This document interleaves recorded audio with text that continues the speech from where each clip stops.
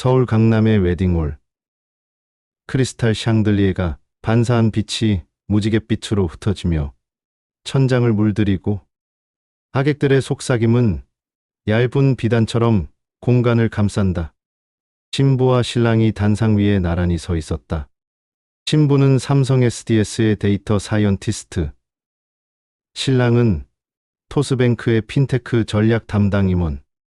사회자의 멘트와 축복의 박수 사이로 최신 트렌드와 기술 이야기들이 조용히 오르내렸고, 시기 진행될수록 결혼식은 점차 테크 업계의 네트워킹 파티 같은 공기를 띄어갔다.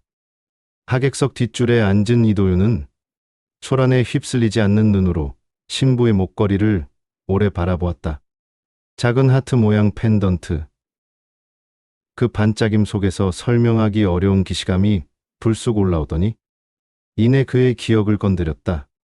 우연히 꺼낸 듯 자연스럽게 그는 주머니에서 NFC 리더를 꺼내 들었다.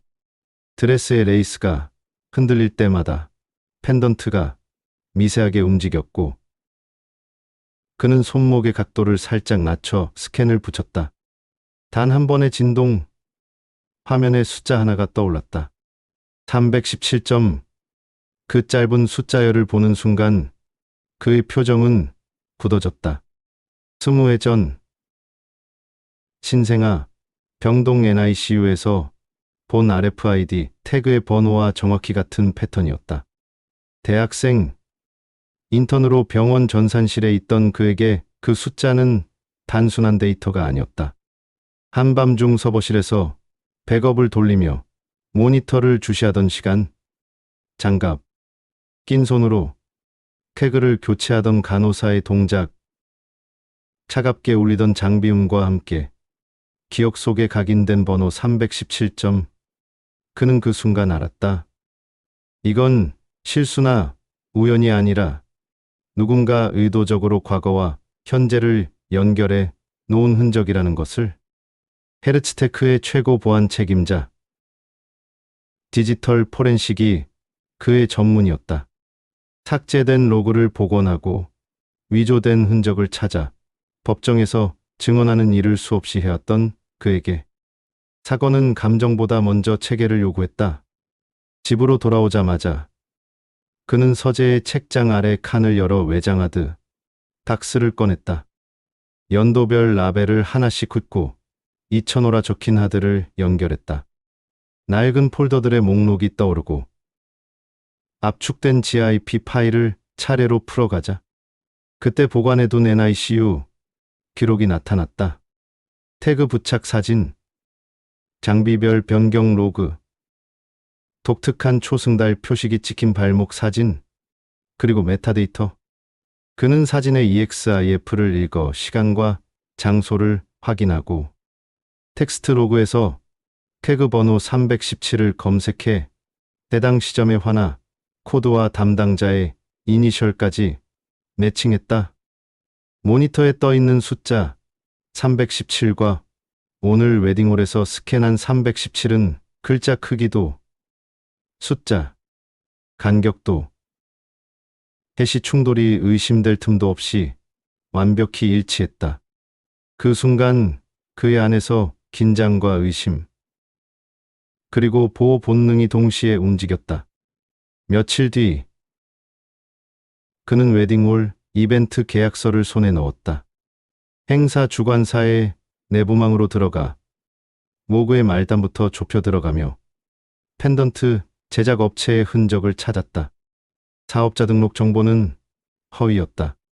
주소는 존재하지 않는 3층, 대표자는 차명, 연락처는 선불 유심, IP는 우회 경로를 타고 흩어졌지만 도메인 등록자의 시간대와 결제 수단, 서버 로그에 남은 헤더의 습관적 오탈자를 묶어 가설을 세웠다. 그리고 한 이름이 떠올랐다. 강형도, 전직 사이버 수사관 출신. 지금은 의료 데이터와 출생 기록을 은밀히 거래하는 브로커로 업계 뒷골목에서 거론되는 인물.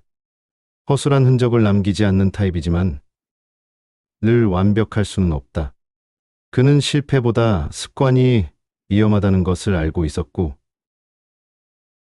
그 습관을 낚아채는 것이 도윤의 일이었다. 그는 회사 지하 3층 SOC로 내려갔다. 24시간 돌아가는 모니터 앞 새벽 공기처럼 차가운 조도 속에서 결혼식 당일 수집한 근거리 무선 로그를 불러왔다. 비에리 스캔 기록, 게스트 와이파이 인증 흔적, AP 전환 타임라인, 스니핑된 비콘, 광고 패킷까지 시간축으로 정렬해 재생했다. 수십 개의 기기 마크가 한꺼번에 켜졌다 꺼졌고 그는 그중 15분 동안 신부 테이블 근처에서 머무르며 반복적으로 NFC 근접을 시도한 기기 하나를 분리해냈다. MAC 주소는 무작위화가 적용돼 있었지만 프레임 길이와 리트라이 간격, RSSI 변동이 일정한 리듬을 만들고 있었다. 그 리듬은 사람이 만든 패턴이었다. 소유자 정보로 역추적하자 디지털 케어 솔루션이라는 법인명이 나타났고 등기부상 주소로 검색된 건물은 현실에 없었다. 명의는 대포였고 결제 계정은 믹서 거친 가상화폐 지갑과 연결되어 있었다. 더 파고들자 그 법인은 강영도가 관리하는 위장회사로 드러났다. 같은 시간대 또 다른 경고가 떠올랐다. 신랑 최민혁의 노트북에서 내부 문서가 화면 캡처로 묶여 외부로 전송되려는 시도가 있었다. 보안 에이전트가 네트워크 단계에서 전송을 차단했지만 암호화 메신저의 키 교환 흔적이 남아 있었고 공개 키의 핑거프린트를 비교한 결과 수신자 쪽 아이디는 강영도로 매칭됐다. 순간 이도은의 손이 미세하게 떨렸다. 신부 윤세아. 서류상 그는 그녀의 양부였지만 마음으로는 처음부터 아버지였다. 병원에서 울며 처음 안겨온 작고 따뜻한 체온, 초등학교 첫 등교날 길가에 멈춰 서던 작은 신발, 밤새 열이 떨어지지 않을 때 이마에 얹어둔 젖은 수건의 감촉, 그 모든 시간이 한꺼번에 기억의 표면으로 밀려오면서도 그는 고개를 들었다. 감정은 뒤로, 절차가 먼저였다. 그는 과거로 향했다. 양모 이서영의 오래된 아이폰 백업을 포렌식 장비에 연결해 파일 시스템을 마운트했다. 삭제 플래그가 서 있는 문서들을 복원하는 동안 눈에 띄는 PDF가 하나 나타났다. 대리모 계약서 초안. 회사 법무팀장이 과거에 쓰던 템플릿과 포맷이 같았지만 해시값이 달랐다. 문서 내부의 오브젝트 순서와 폰트 임베딩의 차이를 분석하자 원본 작성 시점과 수정 시점 사이에 6개월의 간극이 있는 것이 드러났다. 처음엔 합법적 대리모 계약서였다가 나중에 누군가 일부 조항을 바꿔 입양 서류처럼 보이도록 편집한 흔적이었다. 문서 버전 히스토리에서 나타나는 주석의 습관적 표현과 마침표, 간격의 불균형, 그리고 클라우드 싱크 딜레이가 남긴 타임 스탬프의 들쭉날쭉함까지 합치면 그 개입은 누군가가 시간을 두고 치밀하게 수정을 반복했다는 결론으로 향했다. 퍼즐은 모양을 드러내기 시작했다. 의료 데이터 브로커, 위장법인, 펜던트로 위장된 UID, 예부 문서 유출 시도, 그리고 변조된 가족 서류. 이것은 개인의 일탈이 아니라 조직의 공정이었다. 업계 암호로 블랙바인이라 불리는 신원 세탁 카르텔. 출생 기록을 조작하면 상속 구조가 바뀌고 기업의 지분과 의결권, 내부 정보 접근 권한이 재설계된다. 신부는 곧 권력이며 권력은 현금 흐름을 만든다. 누군가는 그 흐름 위에 다리를 놓았고 누군가는 그 다리를 건너 이익을 챙겼다. 강영도는 단순히 몸을 숨기지 않았다. 그는 딥페이크 기술로 조작된 영상을 만들어 SNS에 흘렸고 헤르츠테크를 겨냥한 디도스 공격을 감행했다. 그리고 고소장을 준비해 절차적 하자를 내세워 증거 배제를 요구했다. 마치 자신이 피해자인 것처럼 목소리를 높였다. 이도우는 알았다. 해크백은 금지되어 있고 개인정보 보호법은 지켜야 한다. 불법으로 얻은 증거는 법정에서 힘을 잃는다. 그래서 그는 기술적 반격 대신 절차의 방패를 들었다. 체인 오브 커스터디를 촘촘히 구축하고 증거 수집부터 보관, 이관, 분석, 제출까지 모든 과정을 문서화했다. 각 단계마다 책임자와 시간, 장소, 도구의 버전과 체크섬을 적었고 서명을 받았다. 목적은 하나였다. 진실을 법의 언어로 번역하는 것. 법무팀과 검찰, CSIRT가 함께 함정을 설계했다. 내부 기밀처럼 보이는 미끼 문서를 실시간 워터마킹과 위장 권한으로 감싼 뒤 제한된 경로를 통해 흘렸다. 그 문서를 누가, 언제, 어떤 디바이스로 열람하는지 패턴을 기록했고 프린터 큐에 걸리는 순간 장비 고유값과 주변 AP 로고를 엮어 증거의 고리를 하나 더 만들었다. 며칠 후 대사 프린터실에서 최민혁이 문서를 촬영하다가 전장에서 제지되었다. 그의 휴대폰에는 강영도와 주고받은 메시지가 남아 있었고 암호화 지갑의 주소 목록과 거래, 예역 일부가 발견되었다. 비트코인이 움직인 시간과 웨딩홀의 NFC 스캔, 로그, 그리고 디지털 케어 솔루션 법인의 서버, 접속 이력이 정밀하게 포개지며 연결망의 윤곽이 모습을 드러냈다. 하지만 동기는 여전히 반쯤 가려져 있었다. 개인의 탐욕으로만 설명되기에는 너무 정교했고 조직의 장기 설계라 보기에는 몇몇 지점이 즉흥적이었다. 가족 내부의 갈등과 사회 구조의 어둠이 서로 비스듬히 겹치는 지점. 그 틈새에 블랙바인의 그림자가 숨어 있었다. 그때 가장 먼저 해야 할 일은 선동이나 추측이 아니라 사실의 축적이었다. 병원에서 법적 절차를 갖춘 DNA 검사가 진행됐다. 검사관과 변호사, 공증인이 참석한 가운데 체열이 이뤄졌고 치료는 봉인되어 국과수로 이송됐다. 모든 과정이 체계의 레일 위에서 움직였다. 결과가 도착하던 날 이도윤은 봉투를 열면서도 호흡을 일정하게 유지하려 했었다. 신생 확률 99.9%. 숫자는 한 번에 문장을 만들어냈다. 윤세아는 그의 친딸이었다. 진실은 명확했지만 그 명확함이 감정의 형식을 결정해주지는 않았다. 20해를 함께 살아온 양부 장도현과 양모 이서영의 시간은 결코 지워질 수 없었다.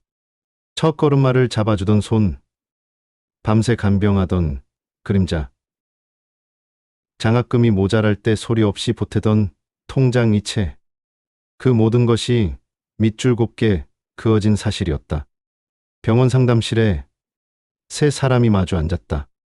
장도연은 말없이 고개를 숙였고 이서영의 눈에서는 오래 참아온 눈물이 흘렀다. 윤세아는 두 아버지 사이에서 말을 잃고 시선을 내렸다 올렸다를 반복했다. 이도윤이 먼저 입을 열었다. 목소리는 낮았지만 분명했다. 지금 필요한 건 누가 더 중요한지가 아니라 무엇을 함께 이어갈 것인가입니다. 그의 말은 판결이 아니라 다짐이었다. 욕망의 방향을 겨루는 대신 관계의 형태를 새로 쓰자는 제안이었다. 법정에서의 승리보다 중요한 것은 이 방 안에서의 합의, 앞으로의 일상에 남을 선언이었다. DNA가 혈연을 증명했지만 20년의 사랑이 가짜가 되는 건 아니었다. 그날 이후 그들은 두 갈래 길을 하나로 묶는 방식을 택했다. 기록에는 한 줄이 더 생겼다. 윤세아에게는 두 명의 아버지가 있다는 것. 생물학적 연결과 양육의 시간이 동시에 가족의 근거가 된다는 것. 생일에 케이크를 자를 때 두 개의 초가 선 채로 하나의 불꽃이 되는 풍경. 명절에 번갈아 앉던 자리를 이제는 함께 앉아 메우는 장면. 성씨를 바꾸지 않는 대신 서로의 호칭을 조정해 마음의 거리를 정확히 표시하는 합의. 관계는 법률 문장을 따라가면서도 언어의 온도를 잃지 않도록 손질되었다. 한편 강영도와 블랙바이는 법의 심판대 위에 섰다. 수사팀은 디도스 공격의 원점을 추적해 본넷의 지령 서버를 압수했고, 딥페이크 영상의 생성 파이프라인에서 사용된 모델 버전과 파라미터 로그, 렌더링 시간의 흔적까지 모아 조작의 연쇄를 뒤집었다. 위장법인의 거래, 장부는 암호로 잠겨 있었지만 개개 파일의 수식에 남은 셀 참조 오류가 실마리를 만들었고, 거래 상대 지갑의 타이밍크는 결국 실체를 드러냈다. 최민혁은 내부 문서 유출 시도와 공모 혐의로 조사를 받았고, 강영도는 위조 문서 유통과 정보통신망 침해, 개인정보보호법 위반, 공갈미수 혐의로 구속영장이 청구되었다. 재판정에서 도윤은 증언대에 섰다. 그는 사건의 맥락을 과장하지 않았고, 모르는 것은 모른다고 말했다. 증거의 수집 경로와 보관 절차, 해시값과 서명, 장비의 펌웨어 버전, 분석 도구의 체크섬까지 차근히 설명했다. 질문이 빗발쳤지만 그는 문장마다 목적어를 분명히 붙여 사실과 의견을 나눴다. 이 사건의 일부 동기는 추정이지만 이 부분은 확인된 사실입니다. 그 구분이 결국 배심에게 닿았다. 사람들은 사실을 통해 진실에 접근한다. 그 사이 감정은 흔들리지만 흔들리는 감정 위에 놓인 정확한 사실은 무너지지 않는다. 판결은 필연처럼 내려졌다. 그러나 진짜 승리는 법정이 아니라 일상에서 만들어졌다. 웨딩홀의 화려한 조명 대신 주방의 조용한 형광등 아래 서로의 커피잔을 바꿔 들며 호칭을 정리하고 누구의 자리를 빼앗지 않으면서도 모두의 자리를 넓히는 연습을 이어가는 일. 그 작은 습관들이 쌓여 가족은 새로운 모양을 얻었다. 윤세아는 더 이상 선택을 강요받지 않았다. 어느 편을 들어야 하는지 묻던 질문은 어느 쪽도 버리지 않는다는 답으로 바뀌었다. 그 즈음 도윤은 책상 서랍에서 오래된 사진 한 장을 꺼냈다. NICU, 창문 앞에서 가볍게 잠이 들었던 아주 작은 아이. 겹겹의 천 위로 나온 양 볼과 코끝은 발굴된 유물처럼 소중했고, 그 옆에는 초승달 모양의 작은 표식이 희미하게 보였다. 그는 그 표식을 바라보다가 천천히 사진을 눌러 앨범에 다시 넣었다. 표식은 표식일 뿐이었다. 이름이 있고 시간이 있고 손길이 있는 곳에서 표식은 의미를 바꾼다. 317이라는 숫자가 과거의 신호였듯 이제는 새로운 합의의 서문이 될 수 있었다. 한동안 숨이 가빴던 회사의 일도 안정됐다. SOC의 모니터는 다시 평온한 파형을 그렸고, 현관 게이트의 초록 불빛은 매일 같은 속도로 켜졌다 꺼졌다를 반복했다.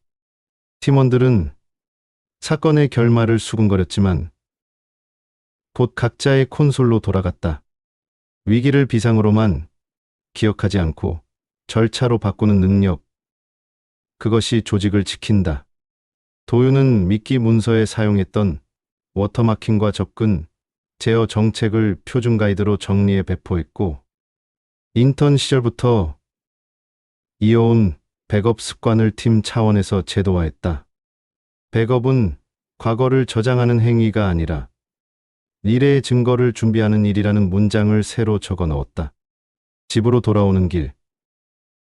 그는 신호등 앞에서 휴대폰을 꺼내 딸의 메시지를 확인했다. 저녁에 조금 늦는다고. 양가 부모와 함께 식탁에 앉고 싶다고. 오늘은 두 아버지의 취향을 반반 섞은 메뉴로 고르자는 제안이었다. 웃음이 났다. 반반이라는 단어는 타협처럼 들리지만 때로는 완성이었다. 서로 다른 재료가 한 접시에 올라와도 제대로 조리하면 새로운 맛이 탄생한다. 문을 열고 들어가자 부엌에서 볶음 향이 났고 식탁 위에는 자리표 대신 작은 메모지가 놓여 있었다. 아빠, 아버지, 엄마, 호칭을 적은 메모지 아래에 손으로 그린 작은 초승달이 있었다. 누구의 아이디어인지 묻지 않아도 됐다. 과거의 표식이 현재의 장식으로 옮겨와 새로운 의미를 갖는 순간 사람들은 비로소 사건을 이야기로 상처를 문장으로 바꿀 수 있었다. 그날 밤 창밖에 비가 내렸다. 부드러운 빗소리 사이로 생각이 정리됐다. 기술은 거짓을 드러내는 힘을 가질 수 있다.